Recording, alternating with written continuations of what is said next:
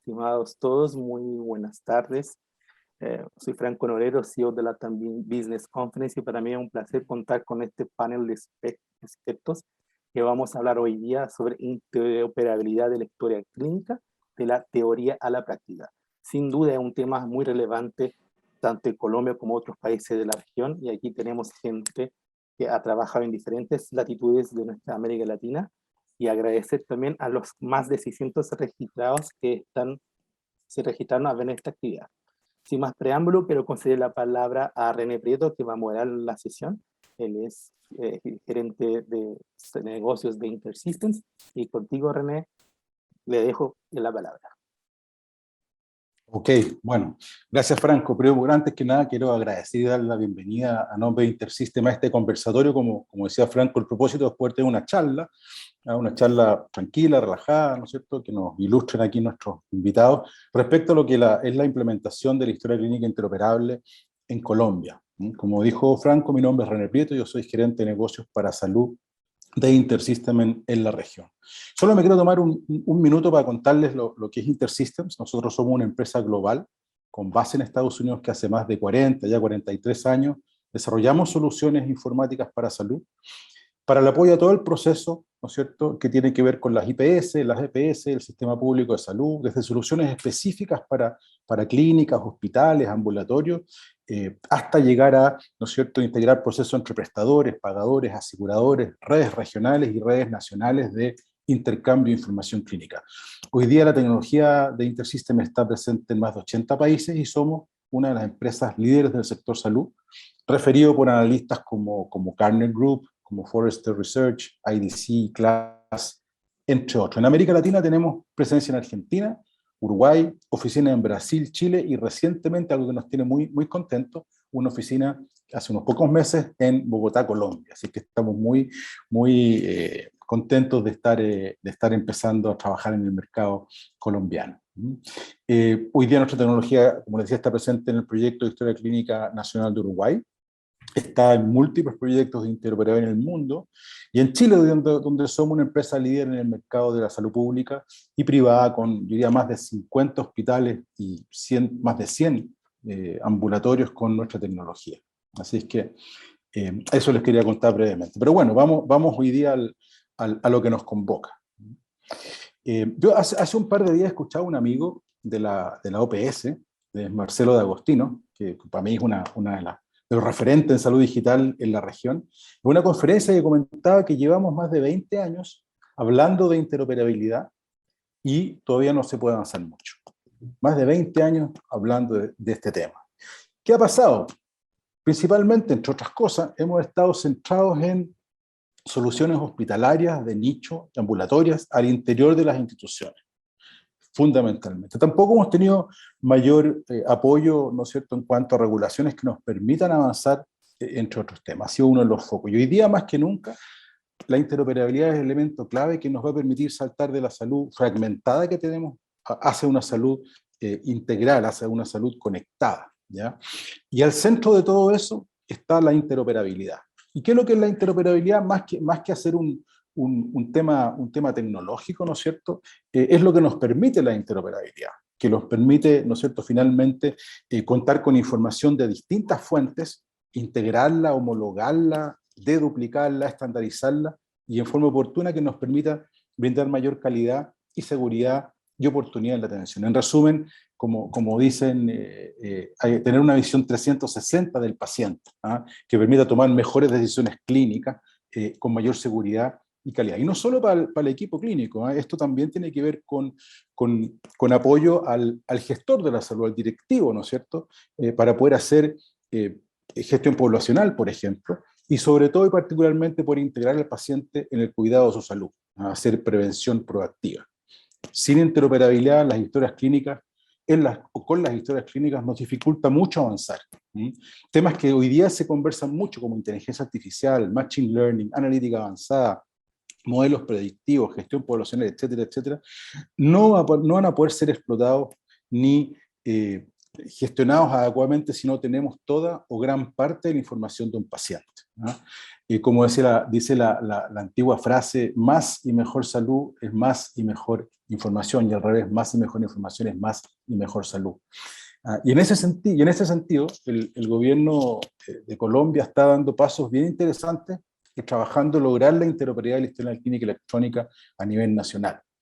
Que en realidad es un anhelo no solo de Colombia, ¿no es cierto?, sino que de muchos países, de todos los países. Y no se ha logrado en prácticamente ningún lugar, en muy pocos lugares, a nivel global. Uruguay es un buen ejemplo de lo que se está haciendo. Y otros países también, sin embargo, por ejemplo, Estados Unidos, que tiene grandes redes, son regionales, no es todo el país. Chile lo mismo, tiene avances y proyectos, pero son más bien regionales, con alcance geográfico limitado. Europa lo mismo, y otros países también. Entonces, es un anhelo que en realidad tienen todos los países y que están mirando a avanzar. Y lo importante e interesante es que Colombia está avanzando en ese camino con pasos bastante interesantes, ¿ah? Y algunos hitos relevantes. Hace unos pocos días el ministro comentaba, ¿no es cierto?, algunos hitos que ya están definidos y que están siendo ya un desafío importante y que son algunas metas para el próximo año. Primero, que comentaba el mecanismo de interoperabilidad que ya debería estar implementado para el próximo año, aproximadamente unas 100 IPS implementando la interoperabilidad, algunas guías de operación, ¿no es cierto?, ya definidas, marcos normativos, ¿no es cierto?, que nos apoyen a esa misión. Entonces, me parece que tenemos un camino súper interesante, que sería un ejemplo, ¿no es cierto?, en la región, y aquí vamos a conversar un poco de eso. Y esto obviamente nos plantea tremendos desafíos como país.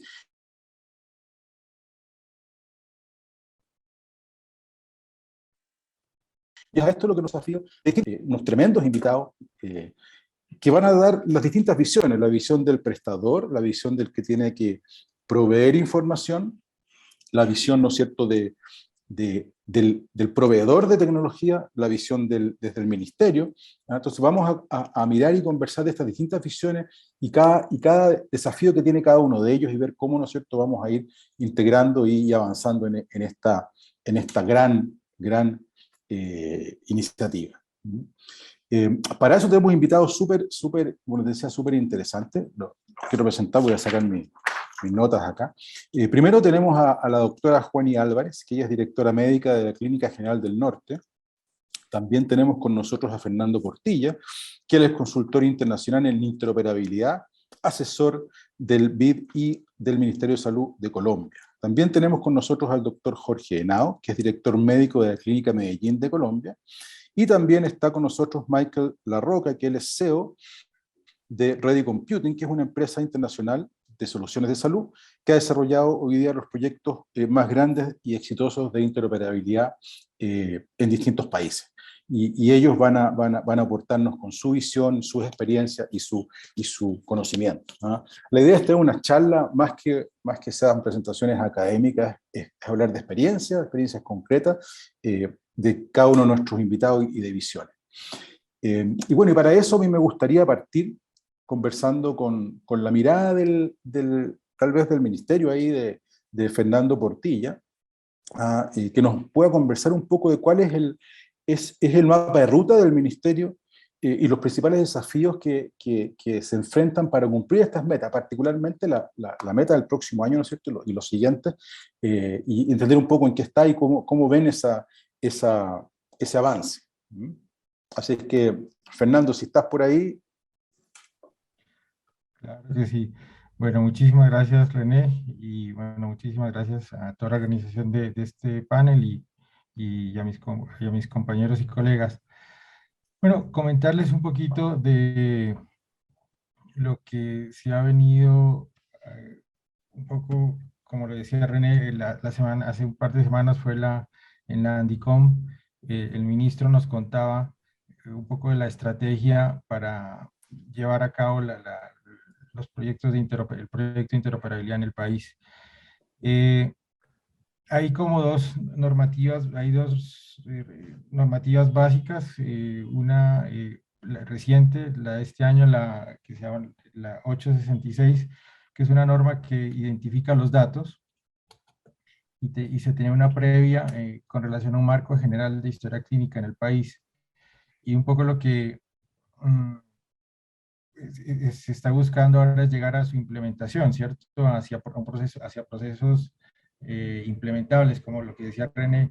Llevamos mucho tiempo conversando y dialogando esto y pues como que la iniciativa ahora es de aterrizar estos temas. Entonces, hace un poco, para todos obviamente es conocido todas las dificultades de esta época, estos tiempos, y el enfoque que tuvo de todos los recursos en los temas de pandemia desde mitad de año, como que se retoma nuevamente el proyecto de historia clínica y lo que con los equipos del ministerio se han empezado ya a hacer un modelamiento basado en los datos de la 866. Entonces, como que hay tres grandes líneas. O sea, una línea está muy orientada a los datos que son públicos y que los conocemos en la resolución 866, pero que como tal son variables. Y entonces esto tiene que tener una representación más clínica y asistencial. Entonces, un primer elemento que ya también fue presentado es como el concepto de un resumen digital de atención basado en estas variables. Algo también muy interesante que hemos consensuado con los equipos del ministerio y conversando con algunos grupos es la finalidad de la historia clínica es la continuidad asistencial, y eso siendo conocedores de que el país en muchos lados ya tiene muy buenos desarrollos, hay distintas redes de servicios, algunos territorios ya han generado buenas experiencias de interoperabilidad. Entonces, el proyecto no puede llegar a esas cosas que están funcionando bien y irrumpir ahí y como que cortar ese avance, sino más bien a partir de eso integrarlo a un modelo nacional. Entonces, un poco eso, que esto encaje dentro del modelo de historia clínica, del modelo de interoperabilidad actual, que ya existe en algunos lados. Entonces, el modelo nacional puede estar más orientado principalmente a eso, a integrar las redes, porque ya hay redes que dentro de sus organizaciones tienen una solución de historia clínica. Muchos de los problemas se da cuando el paciente pasa de una región a otra, pasa de una red a otra. Entonces, ahí hay procesos de continuidad asistencial y el enfoque allí es el conjunto mínimo de datos para apoyar una decisión clínica y que están orientadas mucho, por ejemplo, por qué medicación está tomando un paciente, qué alergias tiene, de pronto qué lista de problemas tiene, qué diagnósticos tiene. Entonces, enfocarnos en esas variables que son útiles y esenciales en la continuidad asistencial. ¿De dónde vienen esas variables? De la resolución 866. Y no pueden ser necesariamente un archivo plano, sino que tiene que ser algo que sea legible para el usuario de esto, que en principio es el médico. Entonces el médico debería poder acceder a eso en una forma digital, en un resumen digital de atención. Entonces, por ejemplo, una de las primeras consensos que se tiene ya es basados en la resolución 866, un resumen digital de atención orientado a la continuidad asistencial. Básicamente con información de medicamentos, con qué está medicado el paciente, lista de alergias y lista de problemas, y es un poco la priorización de algunas secciones que apoyan la continuidad asistencial. Por un lado. Por otro lado, se está revisando también los temas del modelo de intercambio. Entonces, no es suficiente solamente definir los datos, sino cómo van a ir de un lado a otro. Y también el gobierno había venido definiendo unos principios de interoperabilidad importantes, temas de integralidad, de oportunidad, de accesibilidad y demás. Entonces, estos principios están buscando proveer una plataforma a través de la cual se pueda, obviamente, hacer un mecanismo de intercambio de información donde se está buscando usar básicamente perfiles de arquitecturas que ya están usadas en otros lados, más allá de una plataforma específica, es un modelo de intercambio que existe en arquitecturas las que se soportan el intercambio de información y básicamente contar con identificadores únicos de paciente, con índices de atenciones, con servicios terminológicos y con un esquema de repositorios tal vez distribuido, ¿sí?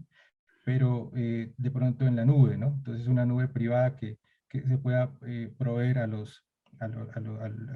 ecosistema. Entonces, ahora, ¿están de acuerdo en el intercambio, en el modelo de datos, el modelo de intercambio? Obviamente, se está haciendo también una revisión para que los temas normativos, efectivamente, en el proceso de acceso al dato de la persona, pues se haga en un contexto de atención de salud. O sea, los datos corresponden a datos sensibles y efectivamente la idea es que el acceso a los mismos se dé en un proceso que esté amparado por todos los sistemas de seguridad. Adicional a este modelo, entonces, lo que se busca es, y lo que hemos visto también de las experiencias internacionales y demás, es avanzar en procesos de test, de prueba, de generar una idea común con el ecosistema, de avanzar en conjunto, y eso requiere pues que tengamos una idea, una visión, y más allá de obviamente desplegar las normas que son necesarias, también generar espacios de experiencia y de test y de validación de esto con el ecosistema. Entonces, como lo comentaba un poco René y lo hemos conversado y también lo anunció el ministro, se empieza ahora a generar una serie de guías técnicas para la comunidad y para que también sea parte de una plataforma de test.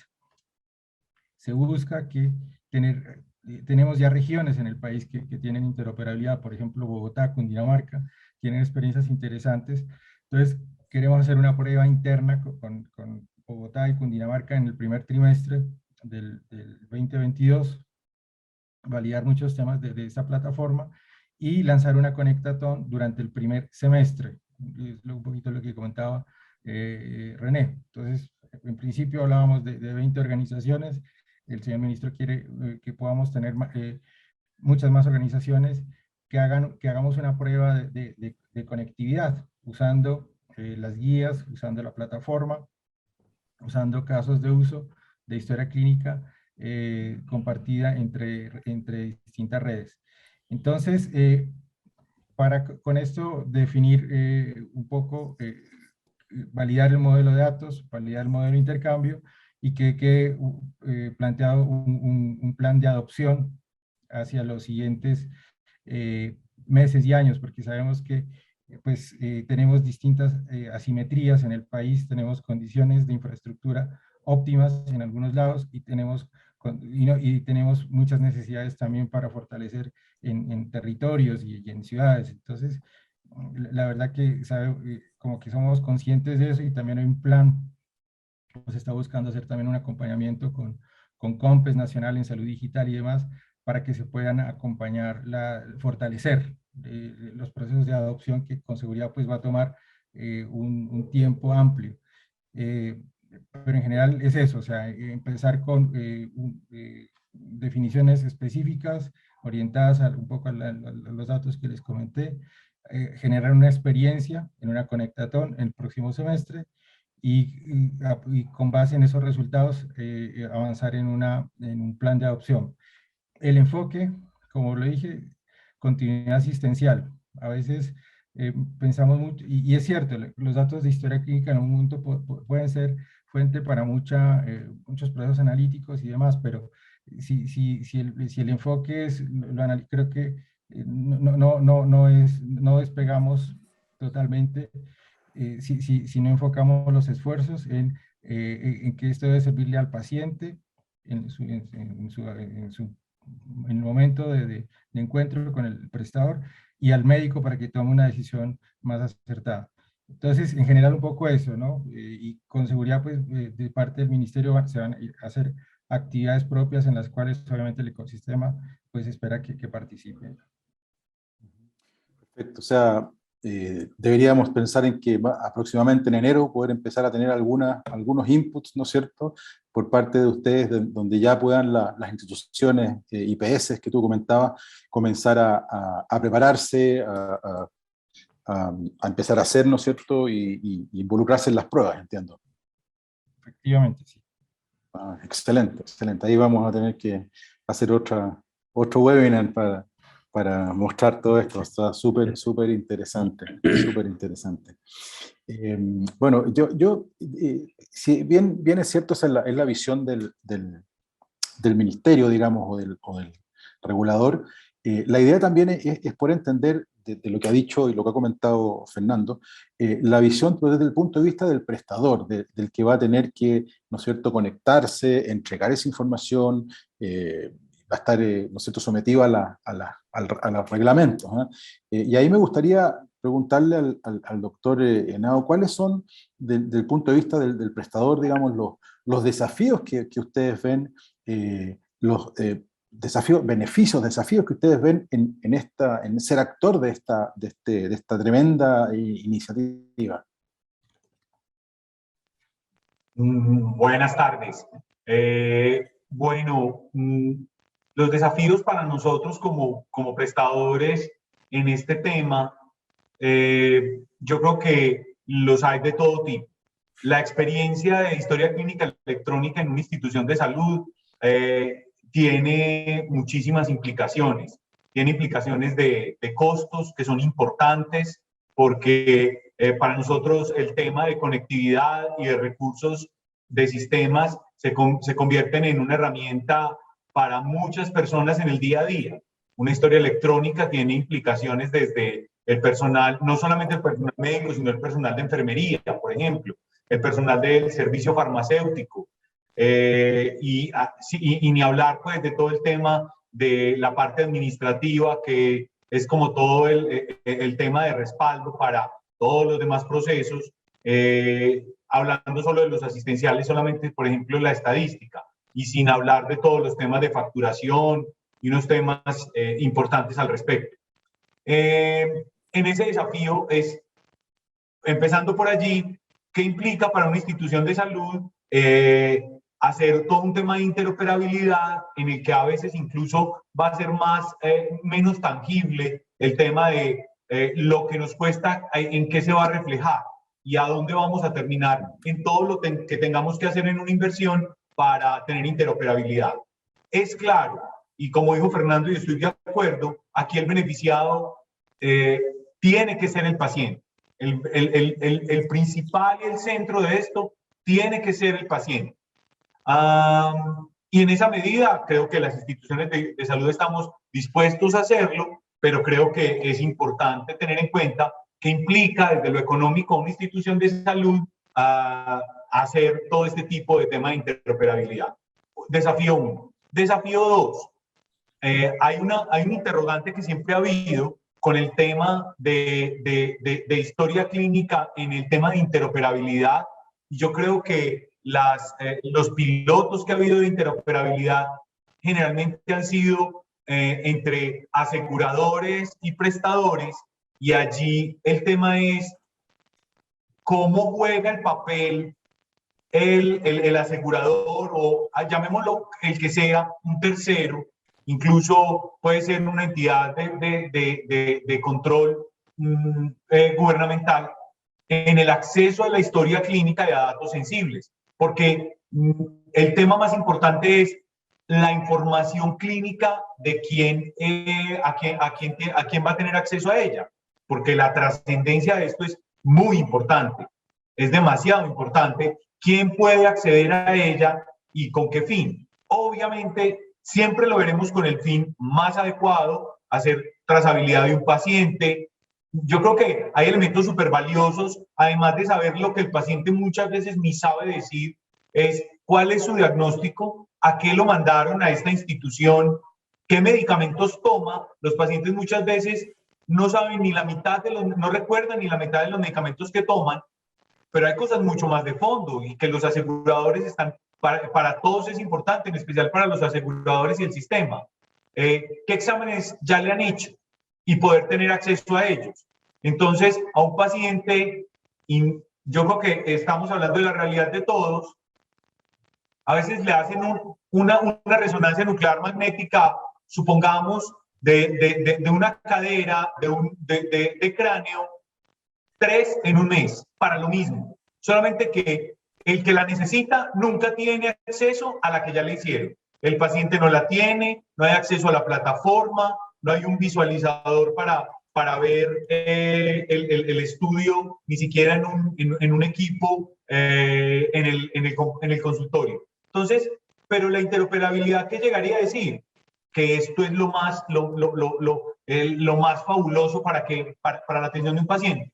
Sin embargo, más allá de eso, ¿quién más va a tener acceso a la información? Entonces, aseguradores y personal administrativos, ¿con qué fin?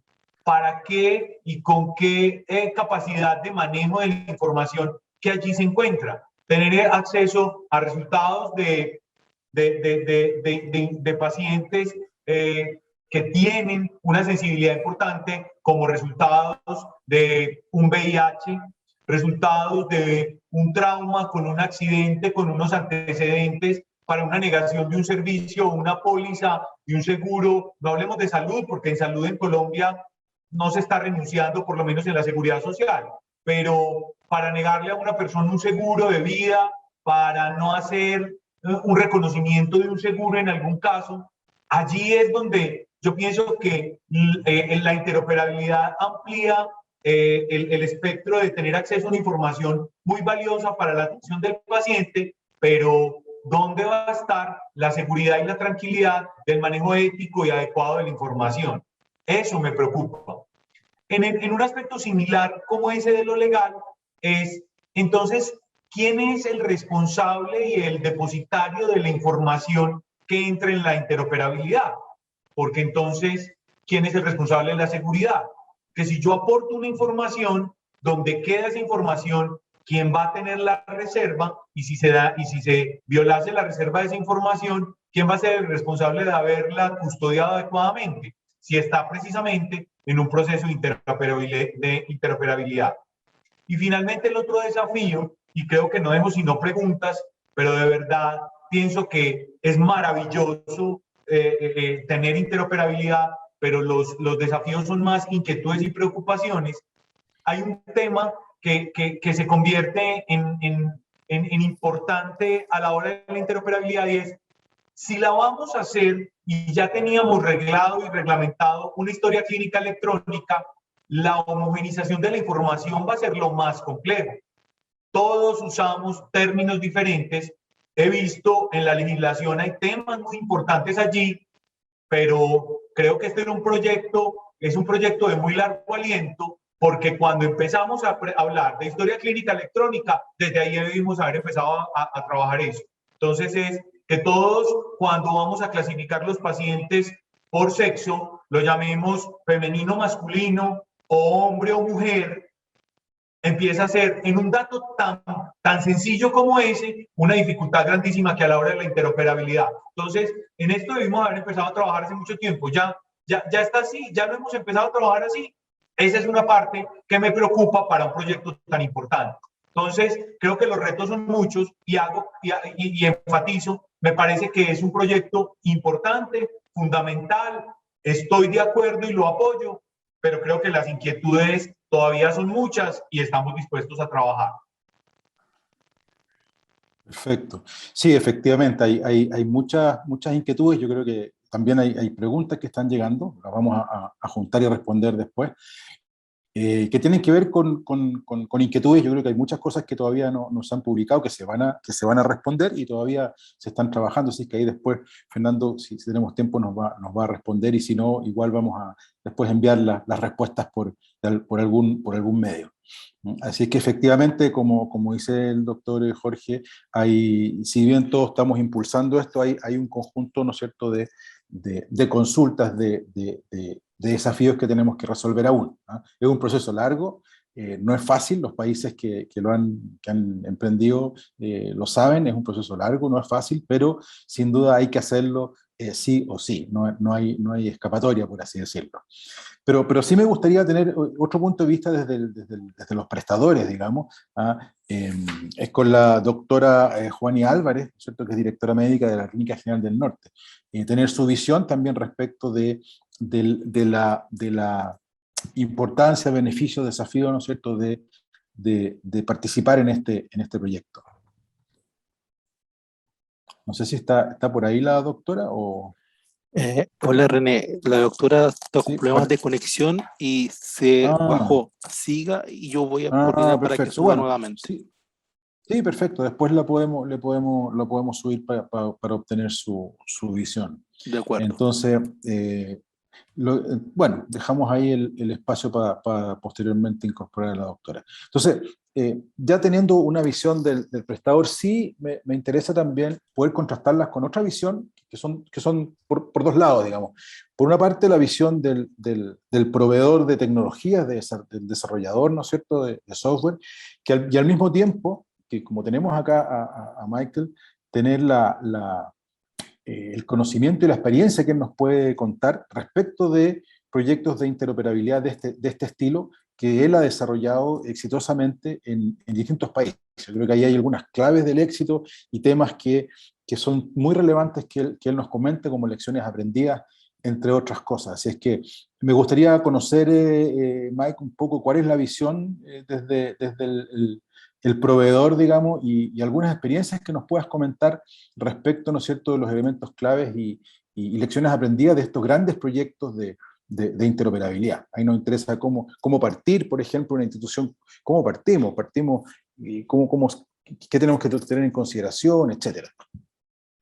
Sí, bueno, gracias René, gracias a todos. Sí, mira, yo creo que el tema es bastante profundo y podemos hablar mucho rato del concepto, ¿no?, a fondo, pero yo creo que hemos aprendido muchas cosas, que hemos tenido la oportunidad de trabajar en varios proyectos, siempre de un proyecto orientado en la salud conectada, ¿no? Y mayormente trabajamos en los Estados Unidos, pero sí hemos trabajado en otros sectores del mundo y también en sectores público, privado, entonces sí hemos aprendido mucho.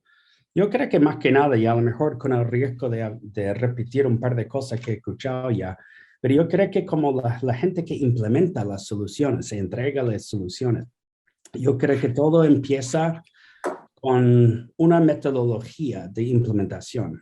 O sea, que hemos aprendido que sea chico, sea grande el proyecto, que siempre hay un hilo que hay que seguir como la persona entregando la solución.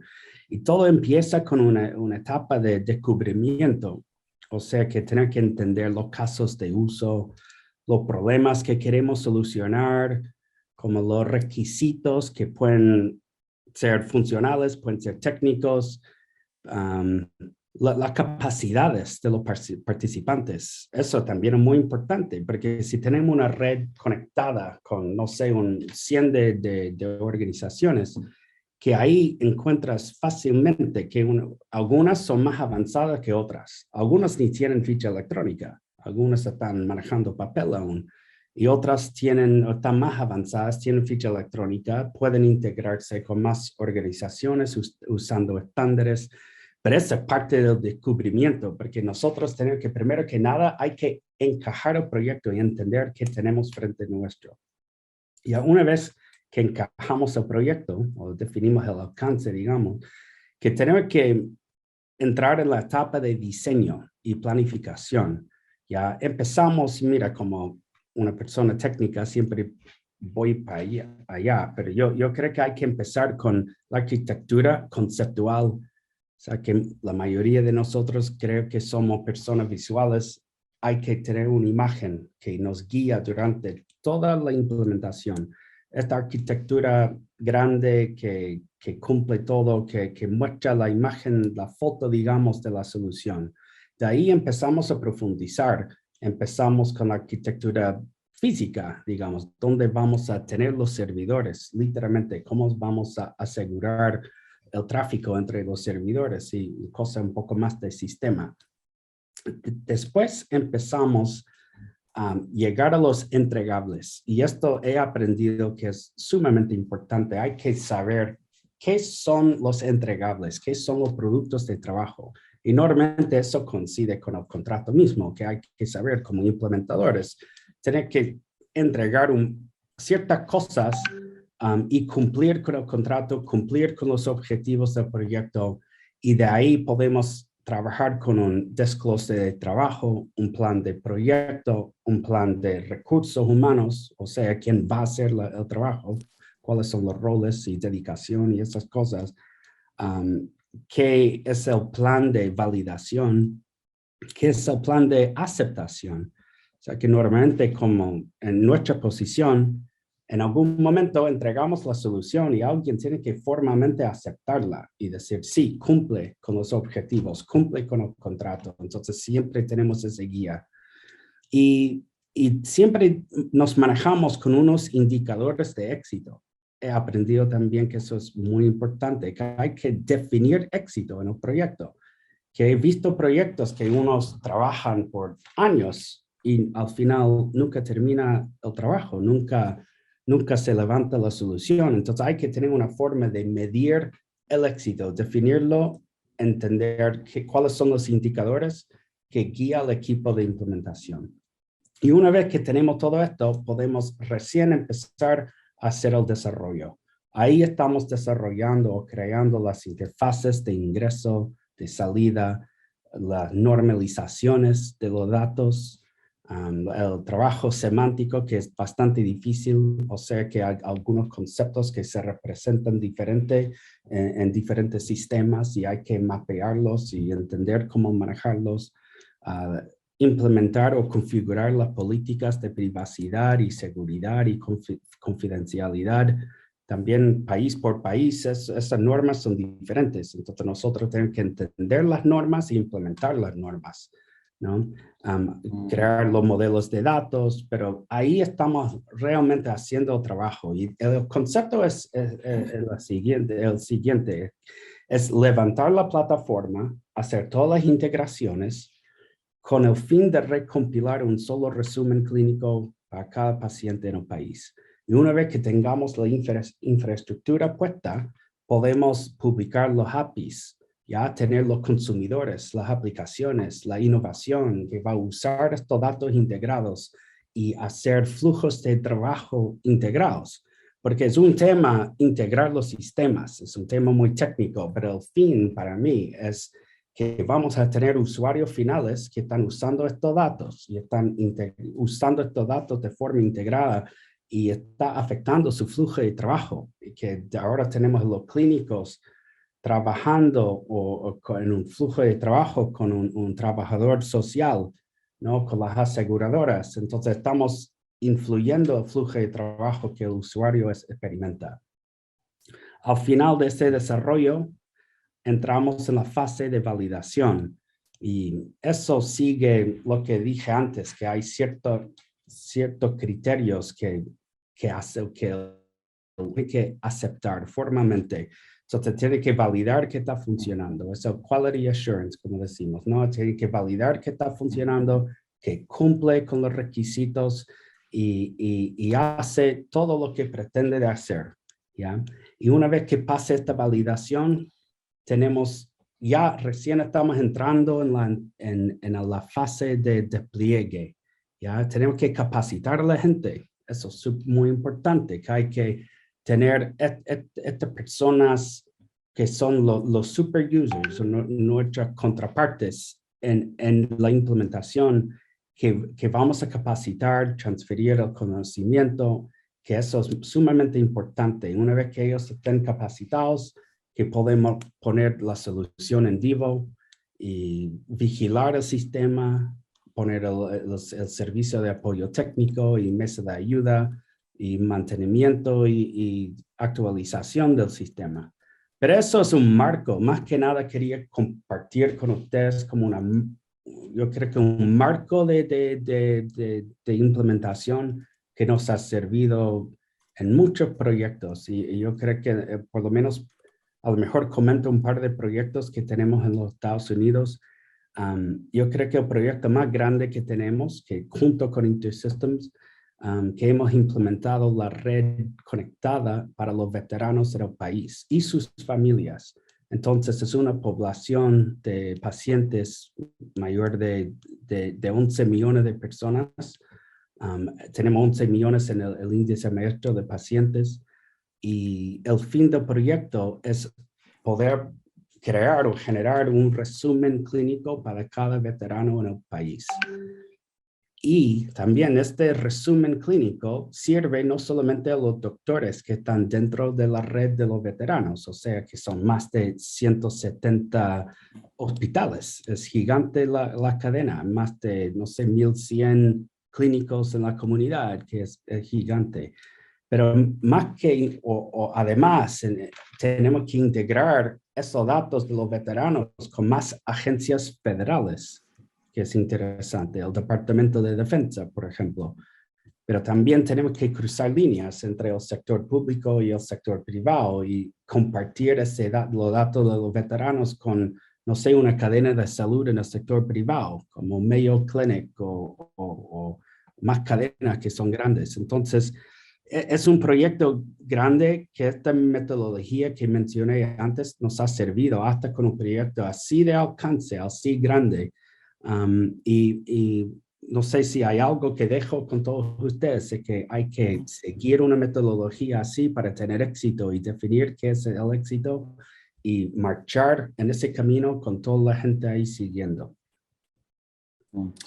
Mike, sí, tú mencionaste un par de cosas que me parecieron bien relevantes. Una de estos proyectos que son súper grandes, los que tú has hecho y exitosamente, son muy grandes. Hablabas de mostrar éxitos. Aquí estás hablando, entiendo, como de ventajas tempranas, ¿no? De hacer como pequeñas fases de proyecto e ir mostrando éxitos, ¿no es cierto? Sí. Esa es la idea, ¿no? Como una de las lecciones aprendidas, ¿no? Es una idea muy importante y gracias por destacarla, porque yo creo que sí. Mira, ningún proyecto tiene éxito si estamos hirviendo el océano, como dicen, que siempre hay que dividir el proyecto en hitos comibles, ¿no es cierto? Con el fin de llegar a algo mucho más grande, pero hay que mostrar avance rápidamente y, no sé, aumentar la confianza en el proyecto, mostrar avances. Eso he aprendido muy importante. Entonces, siempre cuando creamos el plan de proyecto, siempre está orientado en esta idea de victorias rápidas, ¿no es cierto? Y también seguimos una metodología ágil. Nos ha servido bastante bien porque con estos proyectos que son realmente grandes, hay que tener varios, no sé, flujos de trabajo en paralelo. Es muy importante. Entonces, para poner ejemplo, este proyecto de los veteranos tiene más de 130 personas trabajando en la implementación. Y la única forma en la cual funciona es que dividimos ese equipo enorme en equipos mucho más chicos que tienen 4 personas, 5 personas y se dedican a un cierto flujo de trabajo, que a lo mejor hay un equipo que hace la privacidad y consentimiento y nada más. Hay otro equipo que se enfoca en la terminología y los mapeos entre ellas. Hay otros equipos, más de uno, que se enfocan en las integraciones y las interfaces. Pero así es, y en algún momento llegamos en una fase del proyecto que coinciden, ¿no es cierto? Que como cada equipo ha estado trabajando en algo, de repente coinciden, hacemos el chequeo, hacemos la validación, la aceptación y avanzamos a otra fase del proyecto. Y sí, eso es una buena forma de hacerlo. Excelente. Y lo otro que me pareció interesante que tú mencionaste, que en general uno no tiene mucho esa visión, es esto de la arquitectura, pero más que la arquitectura en sí, es todos los elementos que uno tiene que considerar. O sea, no basta con poner una herramienta que conecte sistemas solamente, sino que hay que preocuparse de otras cosas. Tú mencionaste el consentimiento, mencionaste un índice maestro-paciente, es un conjunto de elementos que van a apoyar y van a hacer posible esta interoperabilidad, por lo menos a nivel central. Yo me imagino que también eso en cada proyecto de interoperabilidad es un tema que me imagino yo tiene que ver con el diseño inicial, de tomar en cuenta todos estos elementos, estas funcionalidades que se requiere para hacer una red de intercambio de información clínica, la seguridad particularmente, ¿no es cierto? Sí, así es. Mira, lo conceptualizo así que, como dices, al final, hablando un poco un nivel más bajo de la tecnología, que la solución se compone de varios componentes, ¿no? Hay un índice maestro de pacientes, hay un servicio de terminologías, hay un registro de políticas de consentimiento, hay un visor clínico que los usuarios usan, un bus de servicio donde se publican los HAPIs y eso, y el FHIR y los diferentes estándares. Pero sí, estos componentes como tienen que estar medio integrados entre sí para que funcionen como una sola solución. Pero es interesante, hemos aprendido mucho del mundo de IHE, no sé si toda la audiencia está familiar con esto, pero es un consorcio de organizaciones, de consultores, de varias personas, doctores, tecnólogos, de gente técnica, que varias personas que vienen y conversan los problemas y buscan soluciones, y ellos de verdad definen mucho del marco que al final tratamos o pretendemos de implementar.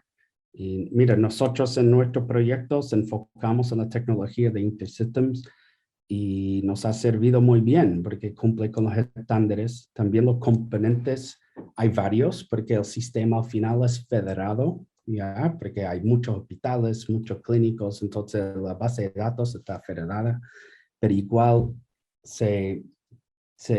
como digo, como se unifica fácilmente con el fin de producir un solo resumen clínico.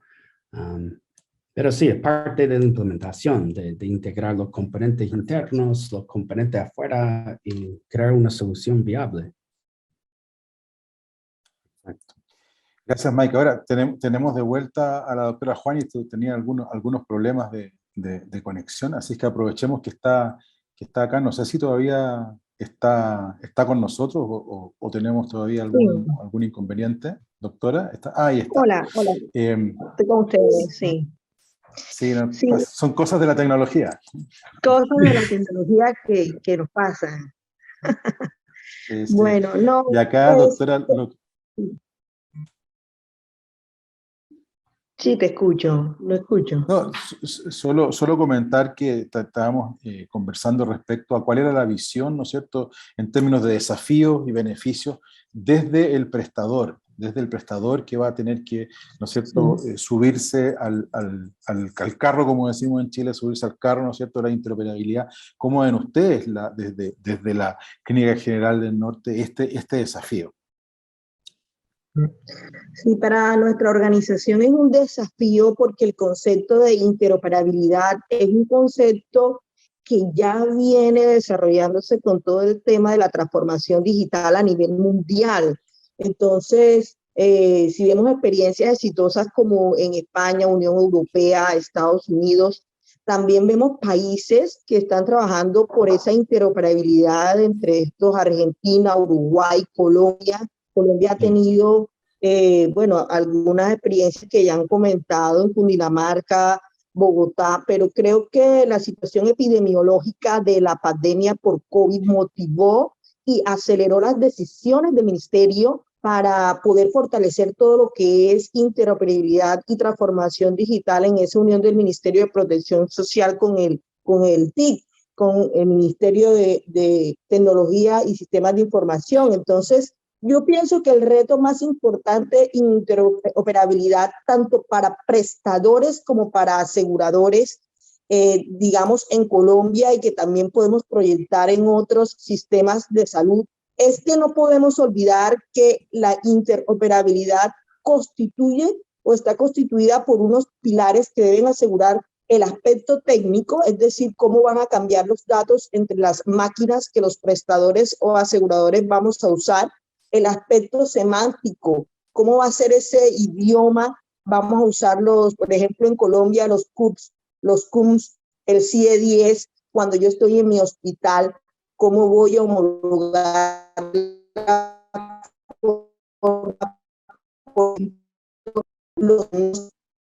adicional, tengo que asegurar el componente de la sintáctica, es decir, cómo voy a transmitir ese mensaje entre los diferentes sistemas.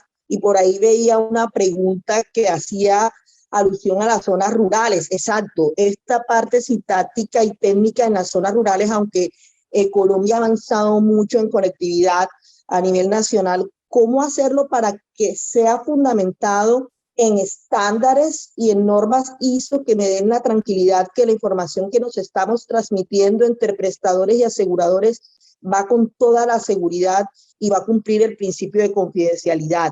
Y hay uno clave, que es el que pienso que está trabajando más nuestro país, que es la interoperabilidad organizacional, donde ya vamos a tener una capacidad de ir normando, generando el reglamento, normas, manuales, guías, que ya podemos consultarlas en las páginas del ministerio, y podemos ver también el ABC de interoperabilidad, entre otros documentos. Y esa ruta que está llevando el ministerio está cumpliendo 3 pasos. El paso de poder realizar esa adopción y preparación de trabajo intramural. Primero, EPS, IPS, o sea, aseguradores y hospitales y clínicas, tienen que prepararse internamente para que su historia clínica pueda estar preparada para interoperar con otros sistemas. Y ya luego yo doy el paso hacia el trabajo extramural, porque si no, vamos a poder tener la experiencia de poder ir con uno y otro sistema de información, y debemos, siempre doy ese consejo en esta y otras charlas y conversatorios que he estado, debemos dejar madurar el sistema de información que poseemos, tanto prestadores como aseguradores. Entonces, pienso que esa es la ruta, ese es el desafío. El otro gran desafío que no podemos olvidar es, recordemos que existen nativos digitales en la parte médicos, enfermeros, terapistas. No todos tienen el mismo nivel de habilidad y formación de acuerdo a la generación a la que ellos pertenecen para el manejo de este tipo de herramientas, y más aún para interpretar con esa herramienta cómo ese dato puede viajar, o cómo mi dato es tan importante y como enfermera y como médico debo registrarlo con tal calidad que va a viajar no solamente a la EPS que lo está necesitando, sino que va a viajar también a bases de datos gubernamentales para ya poder hacer big data que permitan tomar decisiones gubernamentales. Por ejemplo, yo aprecio mucho y los invito a que pudieran revisarlo, el CISCA, que es una herramienta que está llamando a los prestadores, aseguradores, a hacer una interoperabilidad con el ministerio mediante esa notificación de todos los datos de alto costo, hemofilia, cáncer, artritis reumatoidea, enfermedad renal, y ha madurado mucho esa herramienta y ellos han identificado, y por eso ahora mismo se está cursando una preparación del talento humano de las IPS para el manejo de este tipo de plataformas. Y al final, ¿qué se quiere? Bueno, estoy de acuerdo que el fin último es la integralidad de las IPS y también la integralidad en cuanto al manejo del paciente para que sea más continua, tenga acceso al paciente, camine por todas las rutas y pueda el médico ver la historia de lo que le hicieron en la clínica, y luego cuando llega a su primer nivel pueda acceder y pueda hacer más fácil procesos de seguridad del paciente, como la conciliación medicamentosa, ese paciente que va con ese listado de medicamentos y luego va al otro, y si no le entregamos un listado de medicación al alta definitivo que él pueda aportar, tiene un gran riesgo que duplique o que tenga eventos adversos por discrepancias, por ejemplo, en el uso de medicamentos. Son cosas tan sencillas que si hay interoperabilidad, todo esto va avanzando hacia una calidad y una mejor experiencia del usuario. Entonces pienso que los desafíos son esos, que no perdamos de vista esos 4 componentes de la interoperabilidad y que pongamos el foco a madurar internamente. Yo celebro que el ministerio sacó una resolución donde ya nos está diciendo, estos son los datos que como prestador, asegurador o actor del sistema de salud necesitas tener en la historia para dar el primer paso de estar preparado intramuralmente para la interoperabilidad. Pienso que es mucho más acertado poder liberar ya todo el proceso pues, de interoperabilidad del proyecto de resolución que también hace algunos meses tenía. Entonces, pienso y comparto que esos son los desafíos más importantes. Me preocupa también que en esa formación del talento humano técnico, en la parte de ingeniería y quien nos maneja todas las bases de datos y la forma de extraer los datos y los tableros de control, garanticen y empiecen a promover la necesidad de fijar estos estándares y estos requisitos fundamentales para decir que el sistema de SIPS está preparado para interoperar.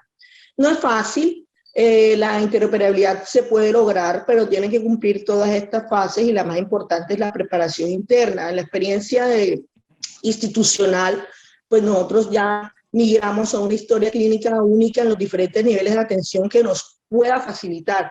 Y ahora toca volverla no solamente una sola herramienta que uno la va alimentando y haciendo cumplir la norma, sino que tenga la posibilidad de interactuar y unirse con otros sistemas, otro software, que es donde está el desafío, en ese proceso de transferencia de datos.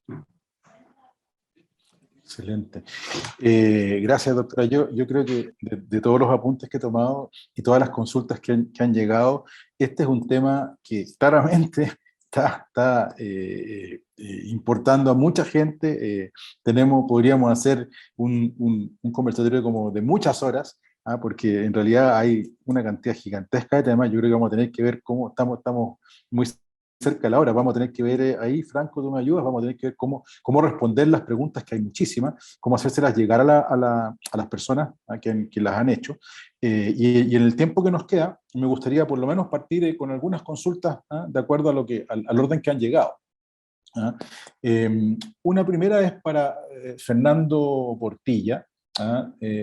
Dice Nambu Drago, dice, ¿hay algún formato universal que indique cómo homogeneizar los datos que a los desarrolladores nos... Ahí se me fue. Ups.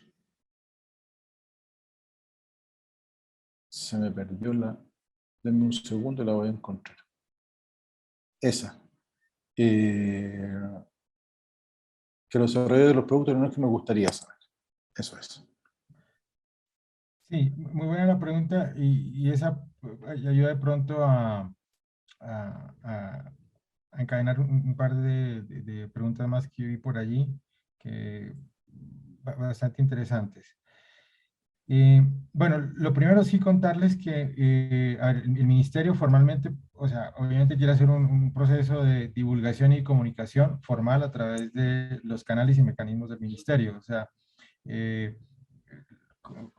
digamos que con mucho gusto les estoy contando algunas cosas que, como les dije, el ministro nos compartió y que estuvimos viendo en la Andicom y que hemos venido tratando con los equipos técnicos internamente, pero obviamente toda esta información esperamos empiece a ser ya pública a partir de las guías de implementación, ¿ya? Entonces, hoy tenemos una resolución que nos dice unas variables, pero las guías de implementación empiezan un poco a aclarar, por ejemplo, la pregunta que nos comentas ahora. Entonces, ¿cuál es el formato?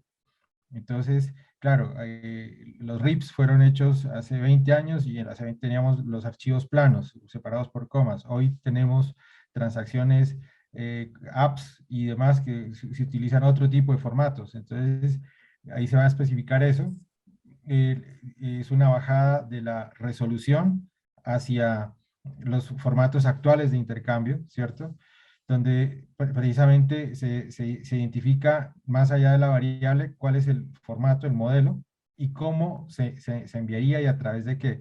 Ahora, también para no empezar de cero y siendo conscientes de que el ecosistema también de salud del país y de los desarrolladores han generado cosas importantes y para que el software del país también se cualifique y para que también siga estando en niveles internacionales, se busca utilizar precisamente estándares internacionales para que precisamente el software colombiano, las soluciones que se implementen aquí, pues puedan también competir en otros países. ¿Por qué va a ser eso? Porque usan estándares internacionales. Entonces, uno, por eso, pero también cuando uno utiliza estándares que al principio cuesta un poquito más, nos cuesta hacer una inmersión allí, después es un beneficio porque generamos un conocimiento en comunidad del ecosistema en el que se beneficia el prestador, el desarrollador, el asegurador, el ministerio, ¿cierto? Y los estándares vienen muy de acuerdo con lo que comentaba la doctora ahora. O sea, hay estándares de estructura, de forma, del orden, de cómo se va a decir, y eso y los podríamos diseñar nosotros, pero qué mejor si ya hay una batería de estándares y nosotros adoptamos y los localizamos para nuestro medio. Entonces, esa es un poco la idea. Mirar estándares que ya vienen funcionando, que están siendo utilizados, localizarlos, extenderlos para nuestro medio y agregar dentro del orden la semántica, ¿ya? Ahora, la resolución definió una semántica propia. No va a ser tal vez suficiente para todos los casos de uso que vamos a necesitar, pero probablemente en este primer sprint salimos con la semántica que hay allí, pero probablemente luego necesitamos vocabularios y semánticas y terminologías más específicas con las terminologías que también existen internacionales. Y dense cuenta que todavía no hablamos de, por ahí preguntaban de X-Road y el nombre de unos buses y demás. El éxito de esto un poco, y para poder lograr una acogida con el ecosistema, es trabajar con estándares, buscar que todos puedan implementar lo que hay aquí. No es más allá de una marca o de una plataforma. La interoperabilidad se basa en eso, distintas plataformas, distintos software. Obviamente los desarrolladores están súper involucrados en esto, y los estados y los aseguradores, es el ecosistema, y obviamente las entidades territoriales. Entonces, solamente contarles esos detalles, porque también el ministerio va a tener un proceso formal de comunicación y de divulgación de estos temas que pues vamos a tenerlos en las siguientes semanas y en los siguientes meses. Perfecto. Hay otra consulta que llega que para todos también, y entiendo que particularmente para los prestadores, que dice Andrea Basagoitía, ¿qué estándares están utilizando en los sistemas informáticos para lograr interoperar? No sé si aquí pueden responder, o el doctor Henao o la doctora Álvarez, si están usando algún estándar hoy día.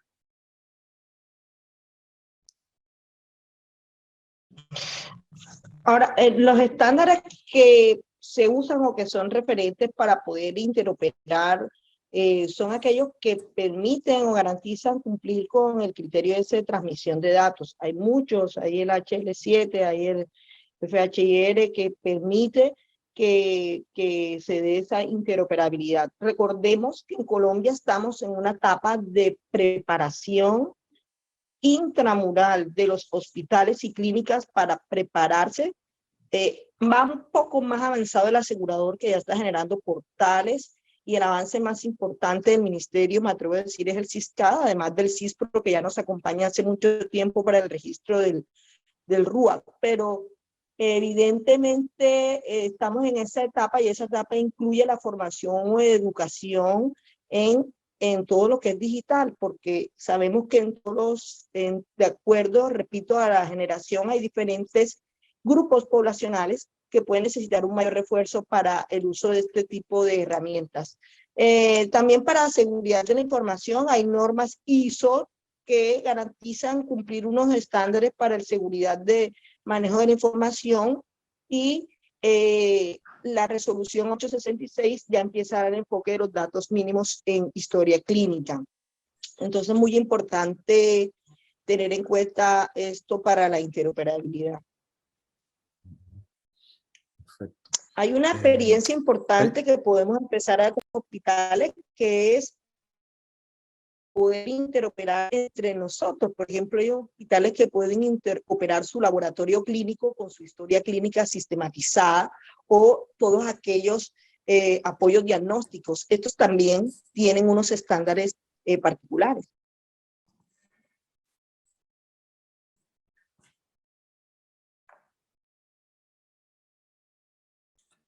Ahí parece que nos está escuchando. Sí, perfecto. Otra pregunta, yo creo que ya estamos un poquito en la hora, pero vamos a hacerla de todas maneras. Hay muchas preguntas, Fernando, para ti. Yo creo que hay muchas dudas y muchas cosas que vamos a intentar resolver.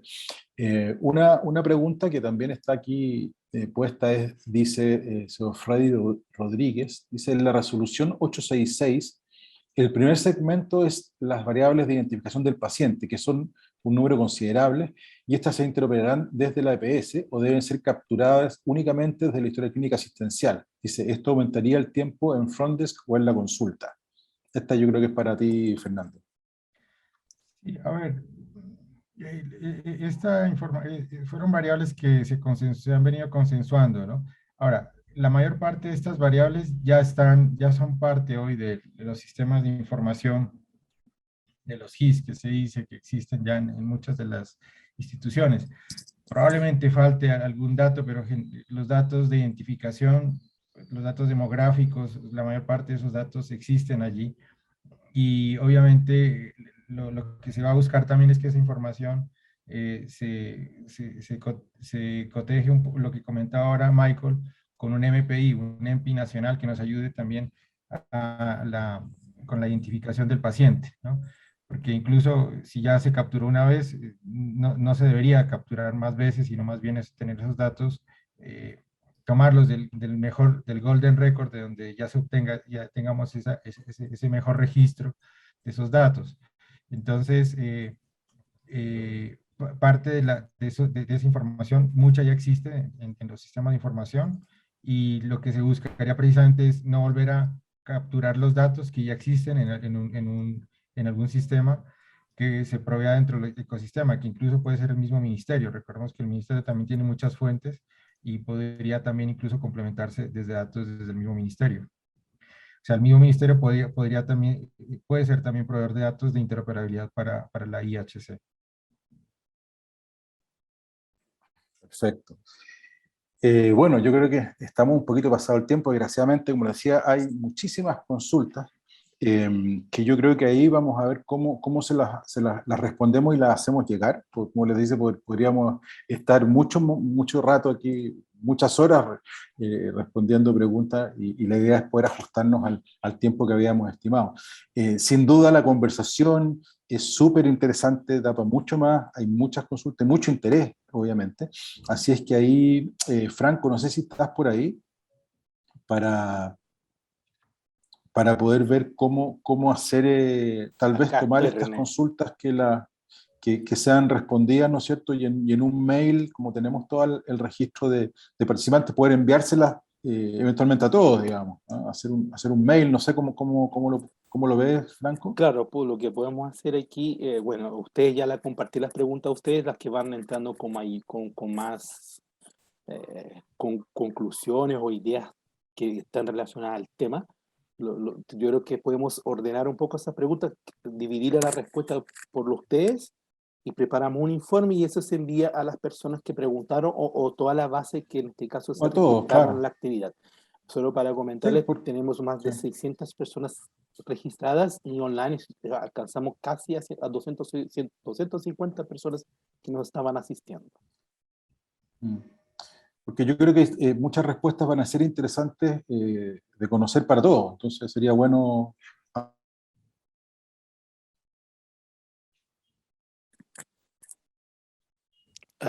René, creo que estás con problema de conexión, pero Ampliar claramente, digamos, la respuesta, me refiero, pregunta y respuesta. No sé si les exactamente, parece. podemos aquí ordenar el cuestionario entre nosotros, Sí, y hacemos un sí, informe, un relatorio, y lo compartimos a todos que se registraron, si están de acuerdo. eso. Y nos estamos Sí, comprometiendo perfecto. Yo acá creo que online, así que tenemos que hacerlo. sí, está bien, vamos a hacerlo. Lo que pasa es que hay demasiadas preguntas, no tenemos cómo seguir, digamos, es demasiado el tiempo y son todas interesantes, entonces es difícil tomar algunas y no seguir. Así es que, bueno, sin más, yo les agradezco muchísimo a nuestros invitados. Excelente la conversación, quedó mucho, vamos a tener que hacer otro conversatorio, así es que ahí con distintos invitados les agradezco mucho a todos ustedes por el tiempo. Y bueno, y sin más, darles las gracias y gracias a Franco y gracias a ustedes por esta excelente conversación. Muchísimas gracias también a ustedes, fue un gusto escuchar y compartir con ustedes, y nos vemos en una próxima actividad. Cuídense. Eso, un abrazo a todos. Muchas Gracias. gracias. Un abrazo. Muchas gracias por la invitación. Hasta luego. Gracias. Claro.